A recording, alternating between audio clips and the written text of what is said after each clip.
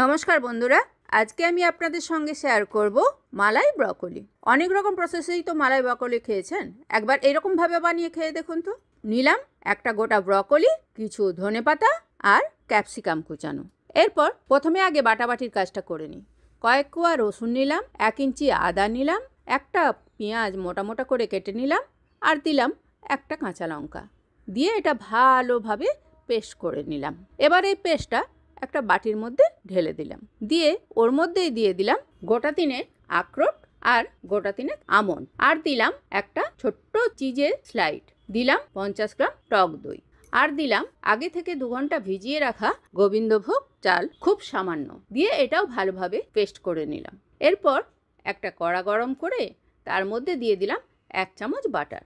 বাটারটা মেল্ট হওয়ার আগেই ওর মধ্যে দিয়ে দেবো ব্রকলিগুলো সব, কারণ বাটারটা মেল্ট হয়ে গেলে ওটা উড়ে যায়, তাই ওটা গলার আগেই আমরা ওর মধ্যে ব্রকলিটা দিয়ে দেবো। এরপর ওর মধ্যে দিয়ে দিলাম একটুখানি নুন, যাতে ব্রকলি থেকে জল বেরিয়ে নিজেই সিদ্ধ হয়ে যায়। এরপর এটা ঢাকা দিয়ে ধীরে ধীরে ভেজে নিলাম।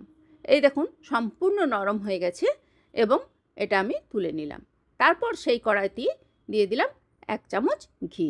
ঘিটা গলে যাওয়ার পর দিয়ে দিলাম সেই আদা রসুনের পেস্টটা, আদা রসুন পেঁয়াজ দিয়ে যে পেস্টটা বানিয়েছিলাম সেটাই। তারপরে দিলাম আধখানা কুচানো ক্যাপসিকাম, দিয়ে ওটা একটু বেশ ভালোভাবে নাড়িয়ে নিয়ে তারপর দিয়ে দিলাম সেই কাজু আমন্ড যে বেটে রেখেছিলাম সেই পেস্টটা, দিয়ে ওটা আবার নাড়াতে থাকবো।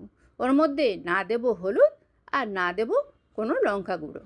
এরপর ওটা কষানো হয়ে গেলেই ওর মধ্যে দিয়ে দিলাম ব্রকলি ভেজে নেওয়া যেগুলো তুলে রেখেছিলাম সেগুলো সব, দিলাম ধনেপাতা কিছু, আর দিলাম 2 কাঁচা লঙ্কা, দিয়ে এটা একবার নাড়িয়ে নিলাম। তারপর দিলাম হাফ বাটি মতো জল, যাতে সব একসাথে মিশে যায়। এরপর এটা ঢাকা চাপা দিয়ে 2 মিনিট জাস্ট রাখলাম। তারপর ঢাকনাটা খুলে নিয়ে ওর মধ্যে দিয়ে দিলাম মালাই।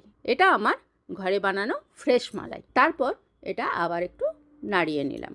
লাস্ট ফিনিশিংয়ের জন্য দিয়ে দিলাম হাফ চামচ বাটার, দিয়ে সঙ্গে সঙ্গে ঢাকা দিয়ে গ্যাসটা নিভিয়ে দিলাম। ব্যাস তৈরি হয়ে গেল মালাই ব্রকলি। আপনারা একবার এইভাবে বানিয়ে খেয়ে দেখুন কেমন লাগে, আর আমাকে কমেন্ট করে জানান। ধন্যবাদ।